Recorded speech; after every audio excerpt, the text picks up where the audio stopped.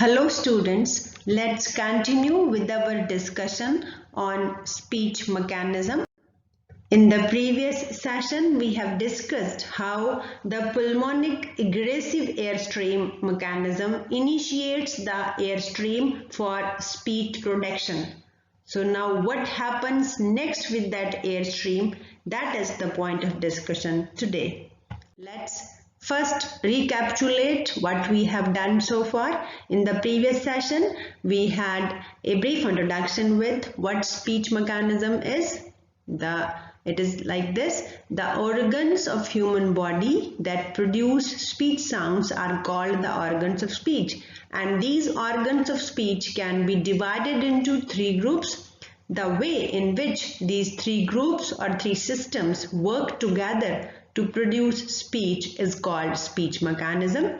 We had also discussed one of these systems, the respiratory system, in detail, with special focus on what airstream mechanism is and how it functions in the production of speech sounds. And today we'll talk about the phonatory system. The phonatory system is comprised of the larynx in the throat. As it has already been explained in the previous session, that the air that comes out of the lungs is modified before it meets the outside air. And the first place where this air gets modified is in the upper part of the trachea, where this larynx is situated. That's why this larynx is also called sound box or the voice box, because this is the place where that pulmonic aggressive airstream is processed or it passes through the process of voicing. This larynx, students, is a muscular structure, and the front part of this structure can be felt in the throat, and it is commonly known as the Adam's apple. Now what is important, or how this very organ of speech works, is that there are two important structures. One are the vocal cords and the glottis, the open space between those cords, that is important from the part of view of the modification of the airstream which takes place in larynx. Now let's see what vocal cords are. Students, in the larynx, and there is a pair of lip-like structures, or we can say a pair of muscular bands or folds, which are called vocal cords. And these vocal cords are placed horizontally from front to back, joined at the front but separated at the back. And the space between the cords is called glottis. So as the vocal cords are separated at the back, so it is possible for them to assume a large number of positions. The three positions are very important in the speech mechanism. So the number one, the vocal cords can be held wide apart with a wide opening between them, that is called glottis, as it has been discussed earlier. The air can pass freely through this opening. This is the position of vocal cords when we breathe. And some speech sounds are also produced with the vocal cords in this position.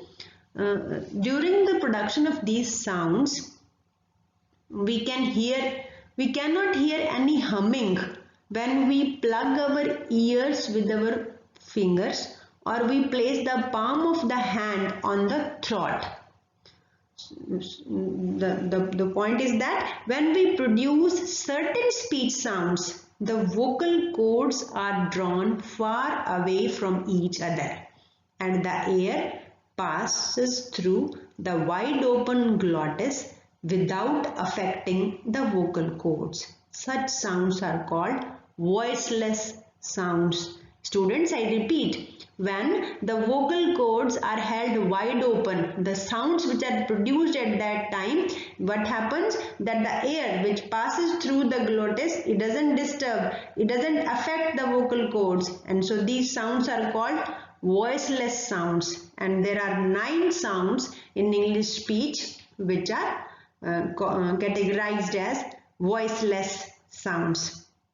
We will talk about these sounds later. Here, just for example, I have 2 words for you, that the word sit and sheet. In both these words, the initial sounds s and sh. When we pronounce these sounds, we can feel that how the air passes through the wide open glottis without affecting the vocal cords. So these s and sh are categorized as voiceless sounds.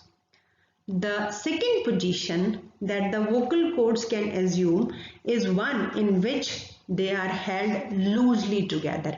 When they are in this position, what happens? The pressure of the air from the lungs makes them vibrate, means they open and close rapidly.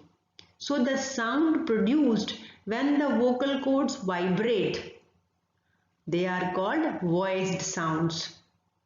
And during the production of these sounds, we can hear the humming, which I have just talked about. And for example, the word beat, the initial sound in the word beat and deed, we can hear the humming.